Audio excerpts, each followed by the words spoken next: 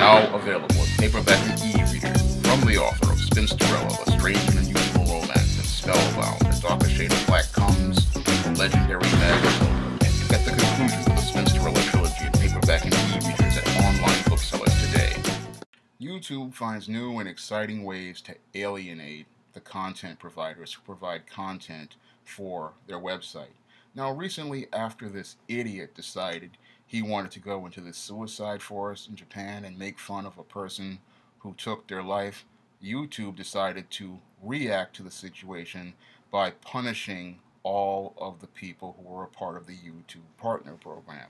And the way they are punishing the people who are a part of the YouTube Partner Program is by raising the threshold for being a part of the Partner Program, and that relates to the number of subscribers a person has and the number of views they get in a year. If you don't get a certain number of subscribers or a partner in a year, they're going to make it where your channel winds up getting demonetized.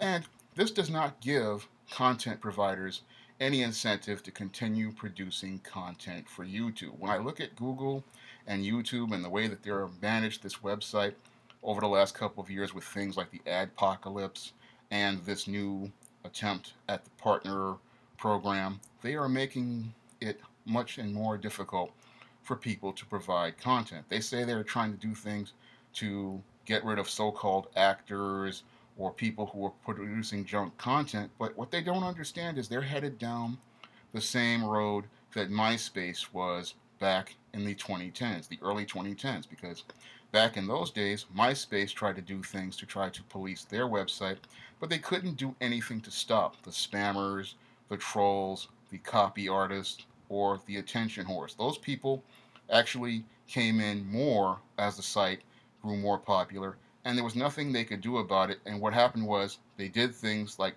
launching the 2.0, which made the site difficult to use, and the things that they did wound up driving away many of the content providers that made the site extremely popular because they found the site more difficult to use. They wound up having to deal with different restrictions on them, and these limitations wound up leading content providers to walk away from the website. And I see the exact same thing happening to YouTube, because what YouTube is trying to do is it's trying to appeal to all of the people all of the time, and when you try to appeal to all of the people all of the time, you wind up alienating everyone. What YouTube's executives just don't seem to understand is that content drives a website. And good content is what gets you foot traffic for a website.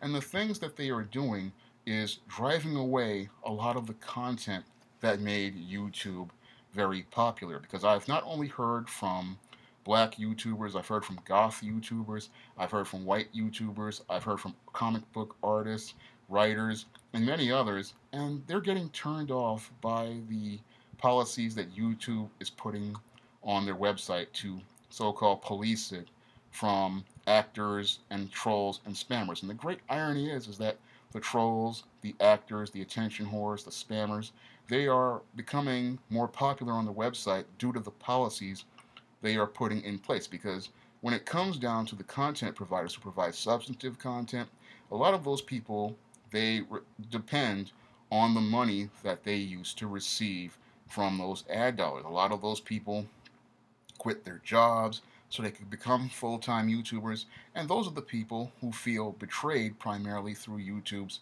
adpocalypse and through this new policy, because they gave up their livelihoods to be full-time YouTubers, and instead of YouTube making efforts to support those people, it stabbed those people in the back, and it stabbed people like myself in the back who use YouTube full-time and make videos every day and try to make substantive content every day. Now, everybody knows I've been out of work for 9 years now, and I've been using YouTube as a primary source of income along with my books to pay for basic essentials like toiletries and other things, and to pay partially for book covers to produce more books. But your YouTube doesn't see me as a person who needs money from those ad dollars and doesn't see the value of a person like myself in the partner program. They would rather push guys like myself out with their policies rather than see us as people. And this is the big problem with YouTube. Google thinks that they're going to change this website into something like Netflix or Hulu. But the whole mission of the original YouTube was to broadcast yourself. It was a place where regular people could create content and build an audience and a reputation. And this is what they're trying to do. They're trying to commercialize it by trying to appeal to the advertisers and trying to please the advertisers. But what the advertisers don't understand is people came to YouTube for content they could not get in mainstream platforms. And if you don't like those viewpoints, then you're just going to have to deal with it. There's no algorithm that's going to stop people from producing content.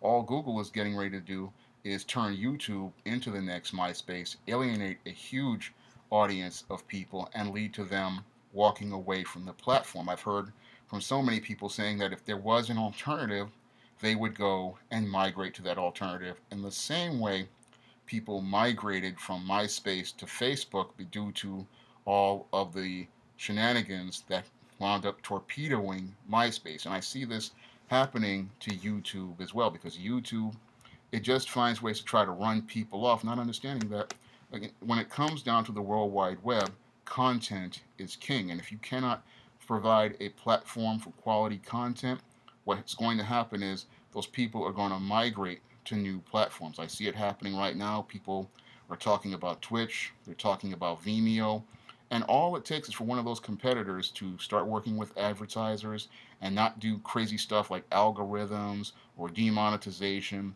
and just let people create content, and that site's going to explode and leave YouTube in the dust. I mean, even Amazon is talking about creating a competing platform, yet YouTube's CEO seems to be completely clueless to the burgeoning competition that's looking to try to take its place as the number one website in the country and even in the world.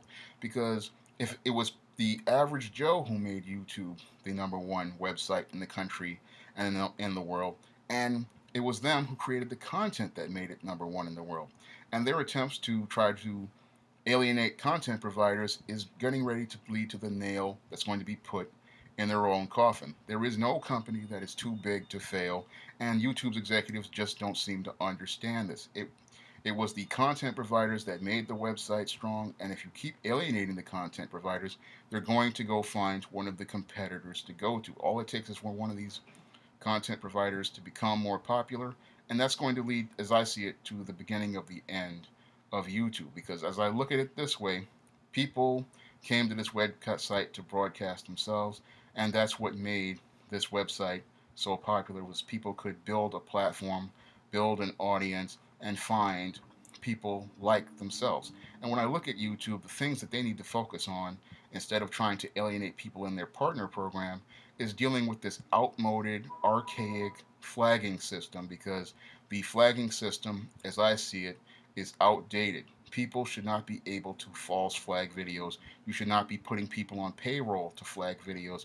You shouldn't put people on payroll to screen videos, because that's getting out of hand.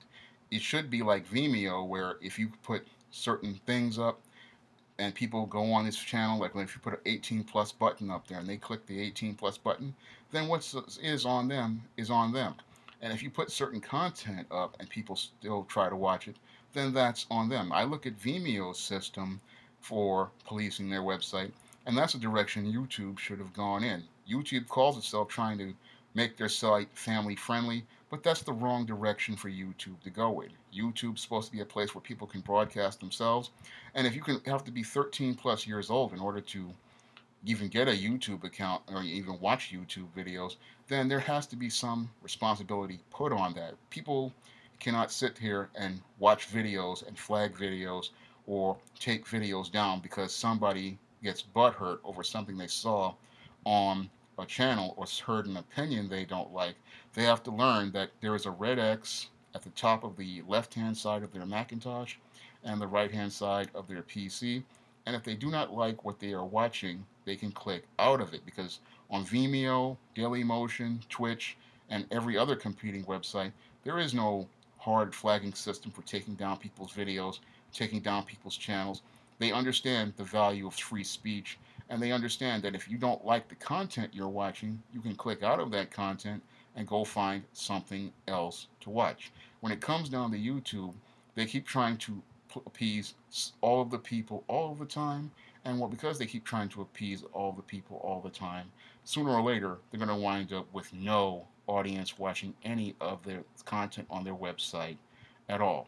If you'd like to see me make more videos, you can donate to my Patreon by clicking the link in the description box. And if you want to try some of my SJS direct titles, you may do so by clicking the link to Amazon.com. That's all I have to say for this video. You can comment, rate, and subscribe.